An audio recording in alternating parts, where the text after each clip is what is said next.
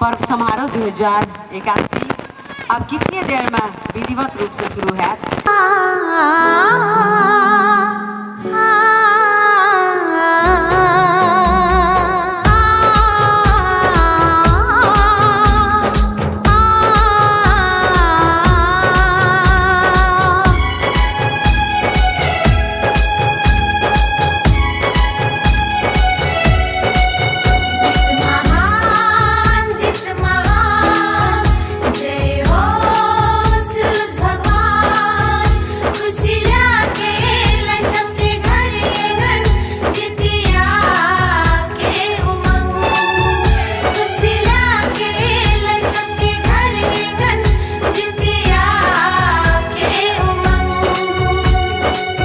सूर्यवंशी राजा जित महान छले हो, बड़ी उदारी धिया पुता बचावे आपन दिलकई हो जान हारी।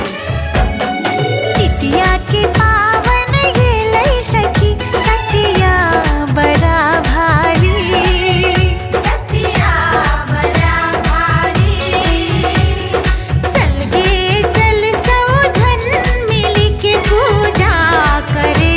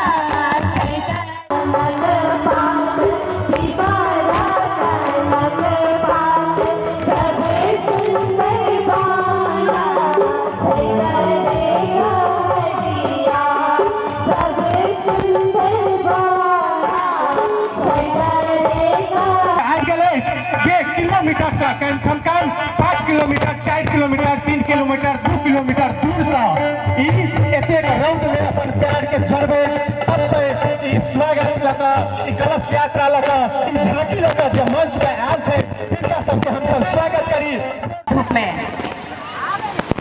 और आई झांकी के संयोजक शायद मंजू देवी शर्मा जी, उनका हम बस पहले चाहे की छी मंजू देवी जी।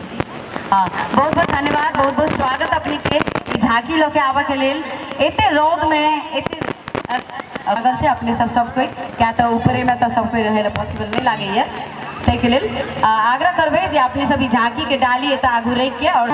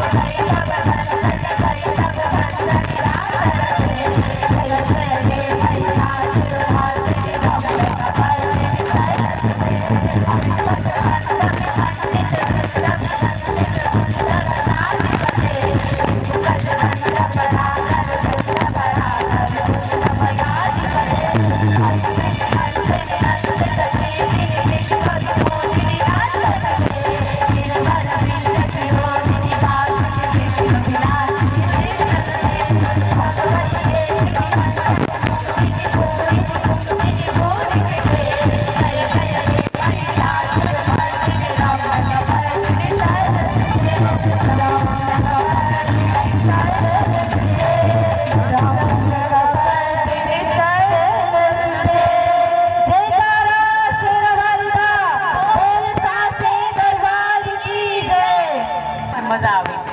अगर साउंड रही छे बेकार तो छोड़ दियो, प्रोग्राम हो जाए साउंड में की कहे छे एसएम डिजिटल साउंड के बहुत बहुत धन्यवाद। और तैना हमार सबके रंजन भाई जी के ग्रुप इंस्ट्रूमेंट बजनिहार वाद्य वादन के ग्रुप उनको सबके बहुत बहुत धन्यवाद। क्या ते वाद्य वादन भी बढ़ाई अभिन्न अंग होते कार्यक्रम के तो देखियो कीपैड नाल और पति के पैड सब में एकदम हमरो ने बाजा के नाम पता है भाई।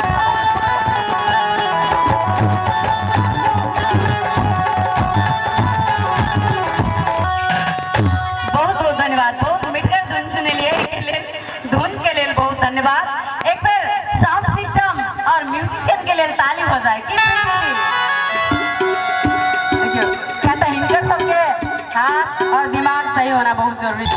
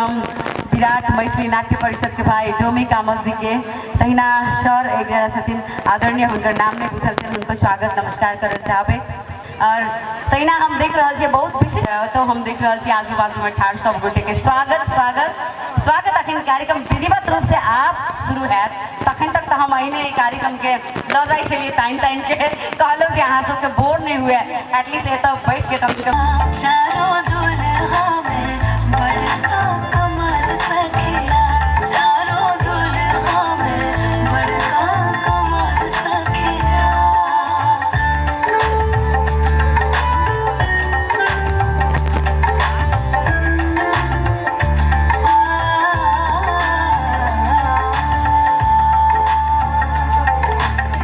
शेष मणि मोरिया कुंडल सोहे कनवा कारे कारे कजरा रे झूलों में नयनमा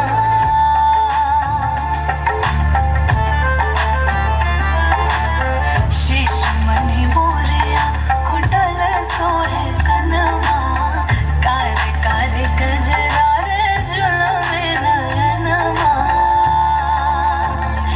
लाल चंदन सोहन के भाल सखिया लाल चंदन सोहन के भाल सखिया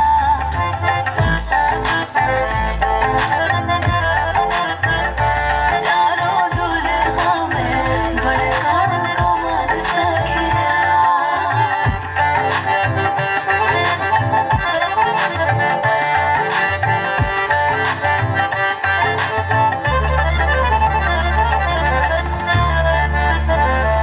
श्याम श्याम गोरे गोरे जोड़िया जहान रे अखियाँ न देखले सुनले न कान है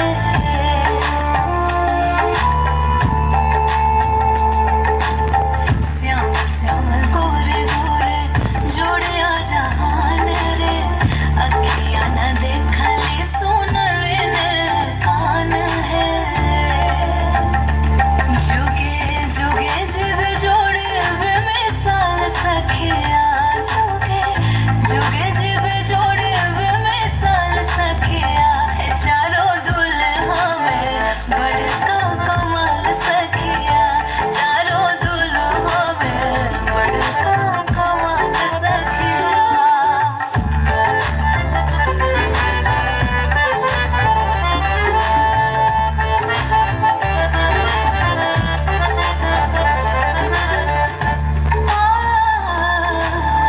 गगन मगन जो मगन धरतिया देखी देखी दुल्हा जी के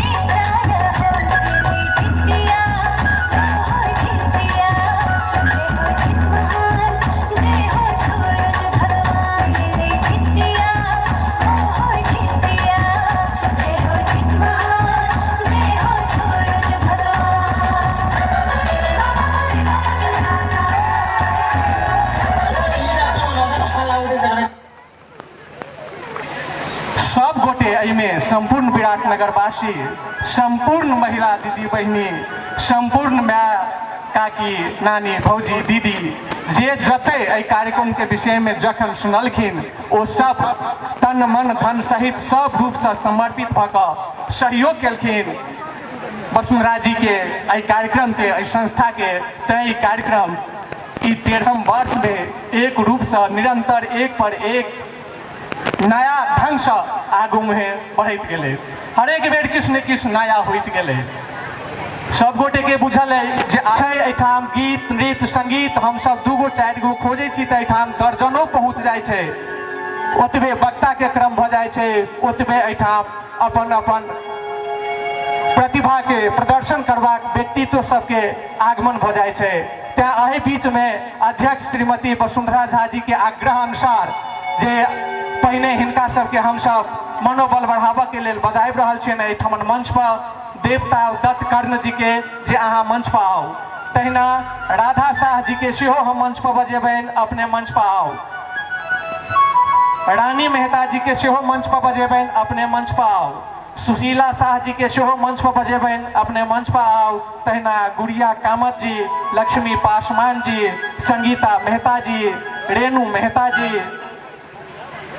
सुशीला शाह जी, रेखा कामत जी, मंजिला कामत सिंह, मेघा कामत सिंह, कौशिला शाह जी, भागेश्वरी झा जी, नीरा शाह जी, ललिता पोदार जी, नीरू कामत जी, सावित्री पासवान जी, सुगंधा देवी शर्मा जी, मंजू शर्मा जी, अरमेंद्र देवी यादव जी, श्याम कला ठाकुर जी, चंचल मंडल जी, हीरा देवी भगत जी, राधा भगत जी, सरस्वती चौधरी जी, सरोज झा जी, ममता कर्ण जी, कविता झा जी, अनीता यादव जी, मंजू मिश्र जी, रीता मंडल जी, गोदावरी सिंह जी, मंजू मिश्र जी आ रोजी झा जी।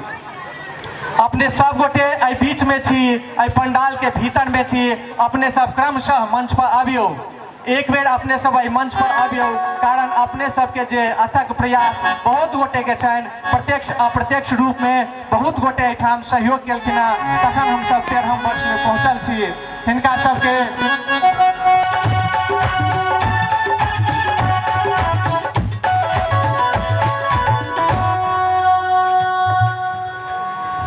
मंजू यादव जी के सेहो हम आग्रह करबनि जो मंच पर आबैत। तहिना सुशीला यादव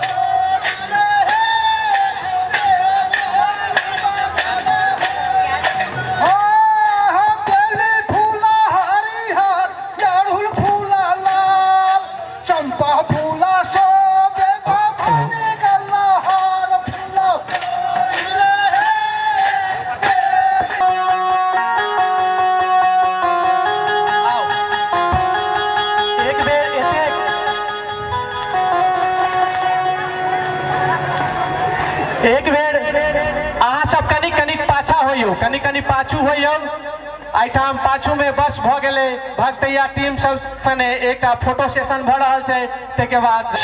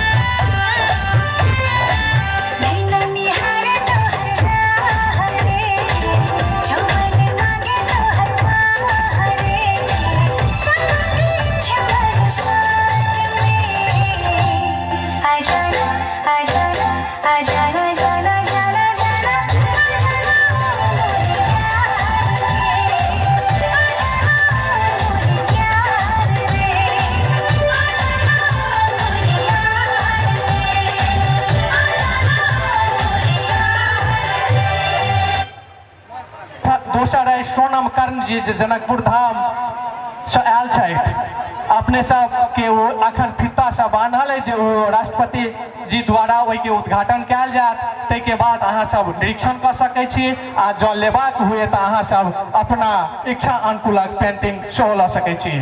एकटा बात अपने सब बुढ़बा बुढ़िया काहि कटै छै, पेट काटि कऽ बेटा पढ़ेलौ, हाकिम होइते मूछ पिजेलौ, दूध दही घर भरले रहत, मसलन पर हम पढ़ले रहब। आब जमाना बदलि गेलै, विवाह भेला के बाद आँखि निपुणने ताकि रहल छी, बेटा के नेचर भापि रहल छी, पुतहुक डरे काँपि रहल छी, छुच्छे चूड़ा फाँकि रहल छी, गारा लै छी, नीक बेजा के झाँपि रहल छी। तकर बाद महिला के आरक्षण भेल, रौ मनसा तू कर गे भंसा हम जेबौ कचहरी, रौ मनसा तू कर गे भंसा हम जेबौ कचहरी, धिया पुता के ठोइक सुतबिए तखन पकबिए बड़ी, बड़ दुख देला बहुत सतेला, बड़ दुख देला बहुत सतेला, खाय ले न देला भक्का, आब जमाना बदलि गेलैया उलटि गेलैया चक्का।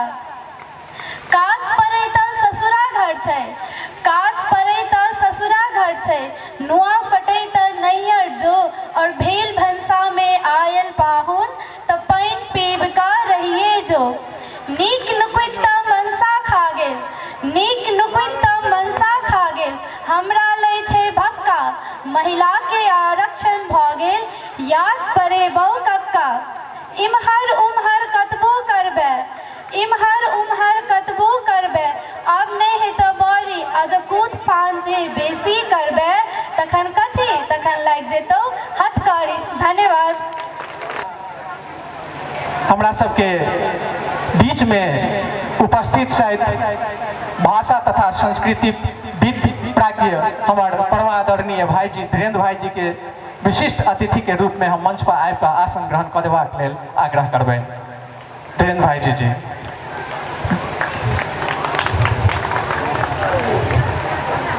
तहिना मैथिली विकास कोषक अध्यक्ष आदरणीय जीवनाथ चौधरी भाईजी के सेहो हम मंच पर आबि कऽ विशिष्ट अतिथि के आसन ग्रहण कऽ देबाक लेल आग्रह करबै। तहिना कॉलेज बखरी कुर्सा काटा अररिया के प्रोफेसर श्रीमान त्रिलोकनाथ झा जी से मंच पर आबि कऽ विशिष्ट अतिथि के आसन ग्रहण कऽ देबाक लेल आग्रह करबै। तहिना विराटनगर महानगर पालिका द्वारा गठित प्रज्ञा प्रतिष्ठानक प्राज्ञ, तहिना वरिष्ठ समाजसेवी एवं उद्योगपति ताराचंद खेतान जी के सेहो हम मंच पर आबि कऽ आसन ग्रहण कऽ देबाक लेल आग्रह करबै। ओ संभवतः नहि आयल छथि, आबि रहल छथि।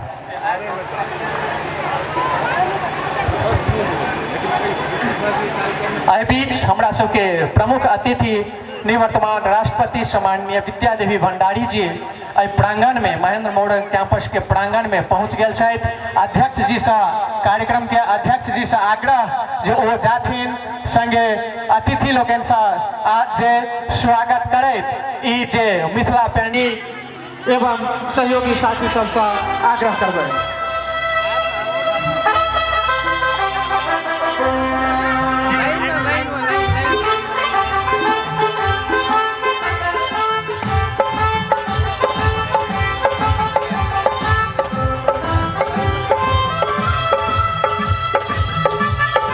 मिथिला पेंटिंग के स्टॉल के बीच में जे उद्घाटन करबाक छै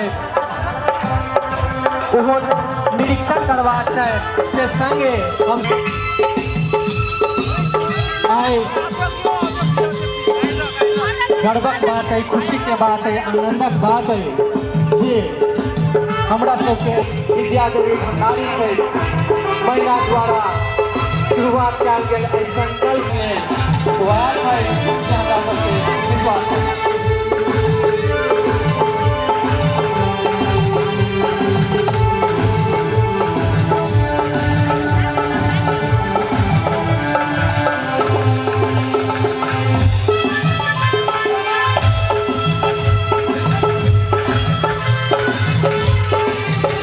देवे सब गोटे रास्ता खाली कऽ देबै।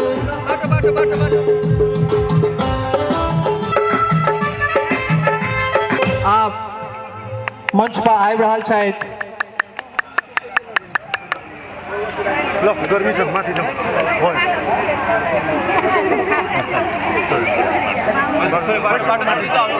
माननीय राष्ट्रपति जी हमरा सबके बीच आबि रहल छथि। एक बेर जोरदार थपड़ी के संग हम सब उनका स्वागत करी, अभिवादन करी।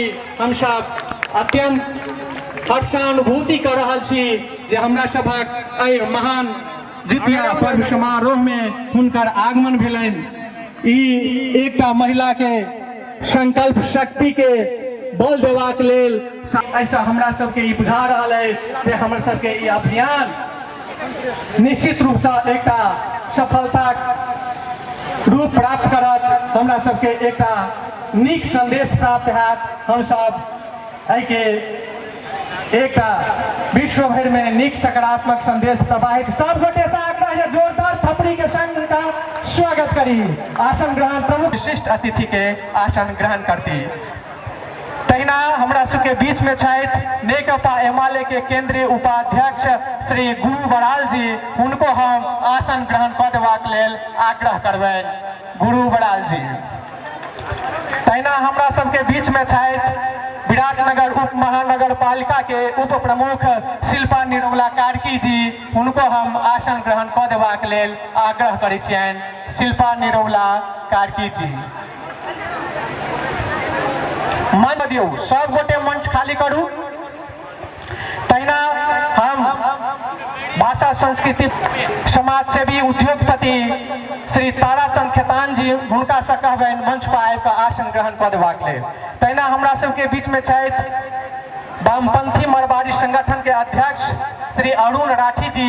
उनको हम मंच पर आबि कऽ आसन ग्रहण कऽ देबाक लेल आग्रह करबनि। मोरन कॉलेज के अध्यक्ष रोहित यादव जी। उनको यथास्थान आसन ग्रहण कऽ देबाक लेल आग्रह करबनि। तहिना हमरा सबके बीच में छथि स्वतंत्र विद्यार्थी यूनियन सभापति नेपाल विद्यार्थी संघ के प्रशांत यादव जी। उनको यथास्थान आसन ग्रहण कऽ देबाक लेल आग्रह करबनि। तहिना हमरा सबके बीच में नेकपा एमाले के केंद्रीय सदस्य जीवन घिमरे एवं पूर्व केंद्रीय सदस्य विनोद ढकाल जी के सेहो हम आसन ग्रहण के क्रम अखन निरंतर चलित रहत। बहुत गोटे छी लाइन में लेट भऽ गेल छै, तें हम सब आब पुनः कार्यक्रम के आगे बढ़ाबी। आसन ग्रहण सब गोटे के एहिठाम जे जिनकर नाम उच्चारण हुए नहीं हुए छूट जाए कोनो कारणवश, अन्यथा मान कऽ एहि पंडाल में उपस्थित सब गोटे के यथास्थान आसन ग्रहण कऽ देबाक लेल हम आग्रह करै छी। आ सब गोटे जोरदार थपड़ी के संग एहि चीज के स्वीकारोक्ति दियौ जे हम सब जहिठाम बैसल छी ओहिठाम प्रसन्न छी, खुश छी, आनंद छी। अहाँ सब एहि कार्यक्रम के आगू बढ़ाओ। कि हम सब आगू बढ़ाबी कार्यक्रम? एक बेर जोरदार जयकारा के संग थपड़ी बजा के कहियो जे कार्यक्रम आगू बढ़ाओ। हम सब जहिठाम बैसल छी खुश छी।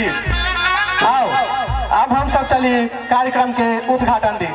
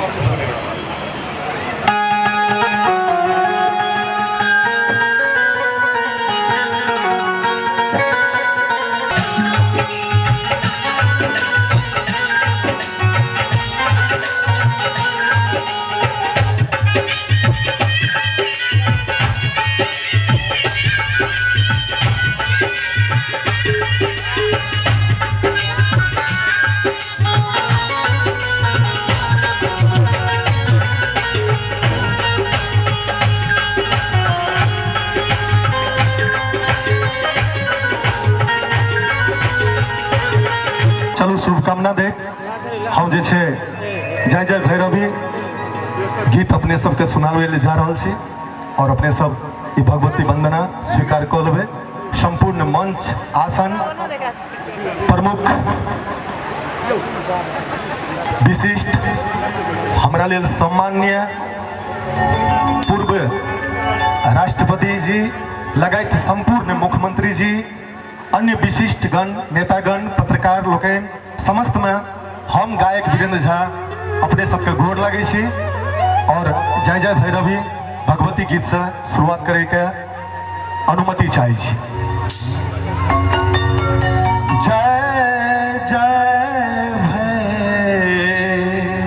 भैरवी असुर भयावनी पशुपति भामिनी माया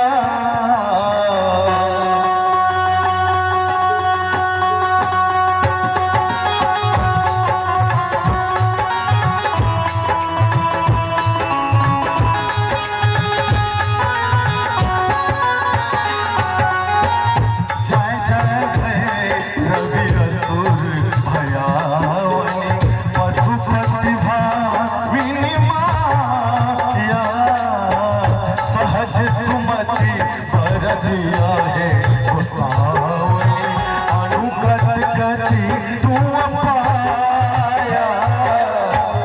जय जय भैरवी असुर भयावनी।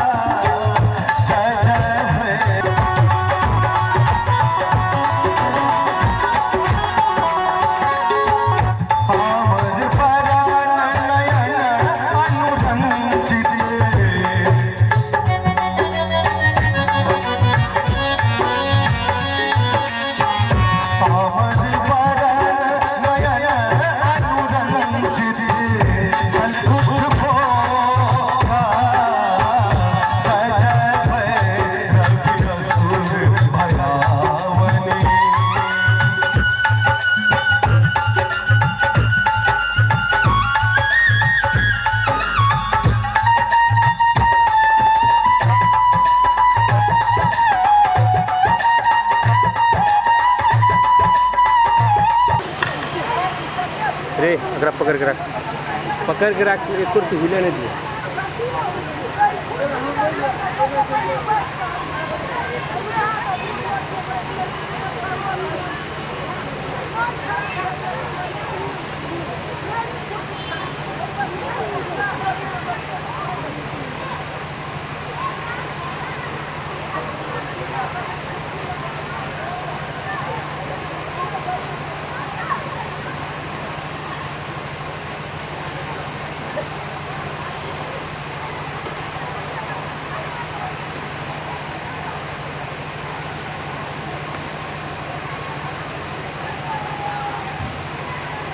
धन्यवाद सब गोटे के सेहो हम यथास्थान आसन ग्रहण कऽ देबाक लेल आग्रह करबनि। तहिना हमरा सबके बीच में छथि डोमी कामत जी विराट नाट्य कला परिषद के अध्यक्ष।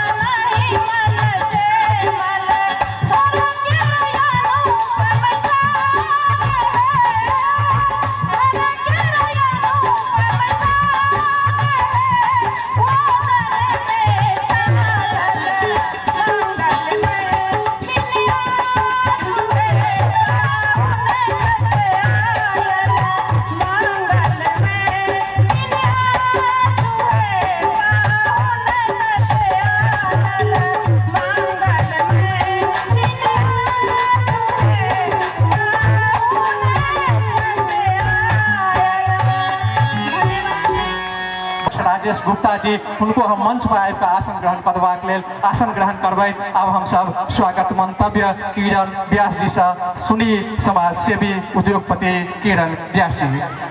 तहिना पत्रिकामा पारण कति बजे हो भन्ने कुरा लेखिनुपर्छ। यो हिन्दू नै हो, त्यसमा सप्तमी अष्टमी नवमी लेखिन्छ भने पारण कति बजे, दाई खाई कति बजे, उपवास कति बजे सुरु हुन्छ, किन लेखिँदैन? यो लेखिनु आवश्यक छ कि छैन? यो 26% जनता यहाँको हो कि होइन? यो कुरा चाहिँ पूर्व राष्ट्रपतिदेखि लिएर माननीय प्रदेश प्रमुखले यो कुरा भन्नुपर्छ। तपाईँहरूले भन्दै गर्दाखेरि कुनै एउटा समुदायको जितिया भन्ने कि यो सम्पूर्ण वनेशको जितिया भन्ने, एउटा थारूको मात्रै जितिया भन्ने कि एउटा ब्राह्मणको मात्रै जितिया भन्ने कि एउटा तेली यादवको मात्रै जितिया भन्ने कि यहाँ बसोबास गर्ने 46 भन्दा बढी जनजातिको जितिया भन्ने? अब पनि यो कुरामा चाहिँ बहस आएन भने, अब पनि यो कुरा उल्लेख गरिएन भने भोलिको दिनमा हामीले अर्को कुराको नै कल्पना गर्नु पर्दैन भन्ने कुरामा चाहिँ विश्वस्त रहन सक्दैन। त्यसैले यो सुखद घडीमा मैले थोरै अलिकति कडा शब्दमा भने होला, तर यो हरेक यो भूमिमा भएका यो मधेस समतल भूमिमा हरेक आमाले जसले जितिया मनाइरहेछ ती सबै जनताका, ती सबैका छोराछोरीका पुकार हुनुपर्छ र यो पुकारलाई समयमा सम्बोधन गरिएन भने यहाँहरू मभन्दा बढी राजनीतिक गरेको व्यक्तित्व हुनुहुन्छ, समयमा कुनै कुरा सम्बोधन भएन भने त्यसले राज्यमा ठुलो कुराको निम्ति गर्न सक्छ। यो कुरालाई चाहिँ बेलैमा सचेत गराउन चाहन्छु र यो अवसर दिनुभयो यसका लागि धन्यवाद दिन चाहन्छु। भोलिका दिनमा भन्नुको मतलब 7 गते 8 गते 9 गते जो जितिया मनाइराख्नु भएको छ ती सम्पूर्ण आमाहरूलाई म यहाँबाट नमन गर्न चाहन्छु, धन्यवाद दिन चाहन्छु। तपाईँहरूले लिने गरेको जितिया पर्वकै कारणले गर्दाखेरि हामी अहिलेसम्म सुरक्षित छौँ, सूचित छौँ र तपाईँहरूले मनाउने जितियामा हाम्रो पनि साथ रहनेछ। धन्यवाद। देश के आधा जनसंख्या जखन जितिया मना रहल छै तखन सरकार द्वारा एते उपेक्षित किया। आब हमरा सब कहने छलहुँ जे एकटा जितिया पर सुनब किछु चर्चा। मुतुल विद्यालय के विराटनगर 6 के मनोरमा मार्ग BFM के बगल में छै, ओहिठाम के बुआ सब है जे नृत्य तैयारी केने छै। हम सब हिनका सबसे एकटा नृत्य देखी। आराध्या गिरी, अपेक्षा राजवंशी, सृष्टि उपाध्याय, छिरिंग तमांग, दिव्यांश शाह, प्रयास मानंदर, प्रिया पंडित, जया शर्मा, सोनाक्षी शर्मा, शुभेच्छा उरांव, श्रेया कामत, ऐश्वर्या कुमारी देव, तेरिसा ठकुरी, प्रनुषा पोखरेल, अभिलाषा कुमार, शानवी राय, ये बच्चा सब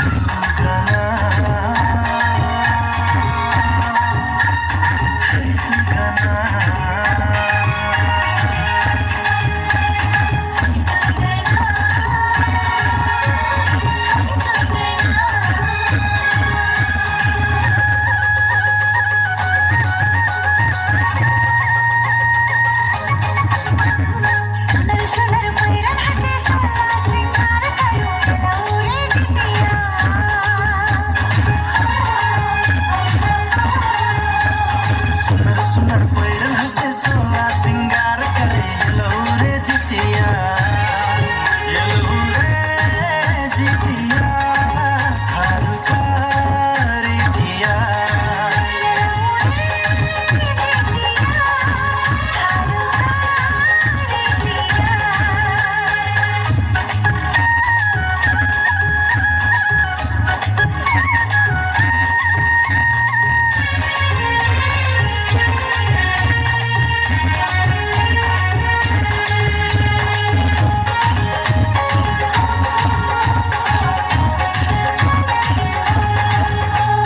माया बाड़ो घर यागन जितिया कयलू रे पावन छर्रा खेलत साखी संगी मन मोर हंसू रे भावन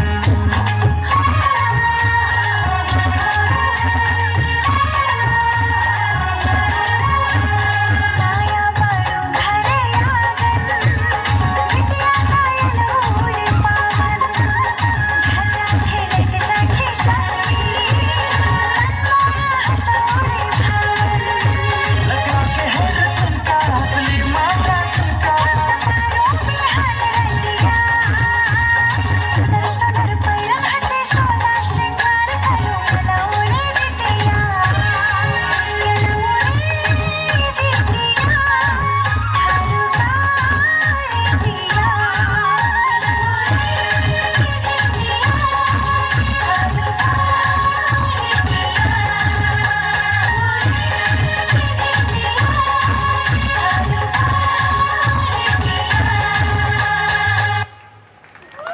मैडम के प्रमाण पत्र सम्मान प्रदान कर देथिन।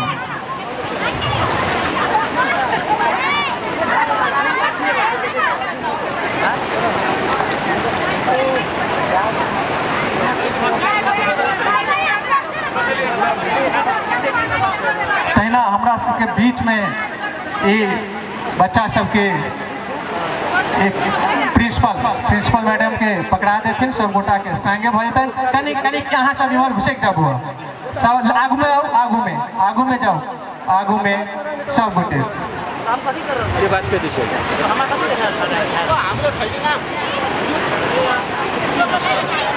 आओ त उठू, हाँ इम्हर आओ, ए त बैसू, आओ आहू आओ,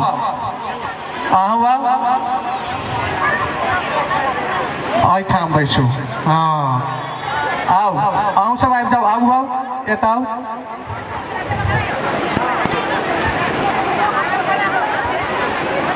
बहुत बहुत धन्यवाद। हमरा सब बउआ सबके सेहो प्रिंसिपल यहाँ सब आए भाषण सुनै के मूड में नहीं छी। नाच गान एक पर एक कलाकार सब बैसल छथिन, अहाँ सब नाच गान आ गीत सुनै के मूड में छी। बेसी समय नहीं ले। हमरा सबके आई वसुंधरा झा जी के हम बहुत बहुत आभार व्यक्त करबनि जे लगभग 13 बरस से ई जितिया के एकटा ऊंचाई पर लऽ गेलखिन और हर साल ई जितिया कार्यक्रम करै छथिन। तहिना हमरा सबके आई के एहि कार्यक्रम में हमर सबके गणतंत्र नेपाल के प्रथम महिला राष्ट्रपति निवर्तमान राष्ट्रपति विद्यादेवी भंडारी जी के हम दिल से प्रणाम करै छी और संपूर्ण मैथिली मिथिला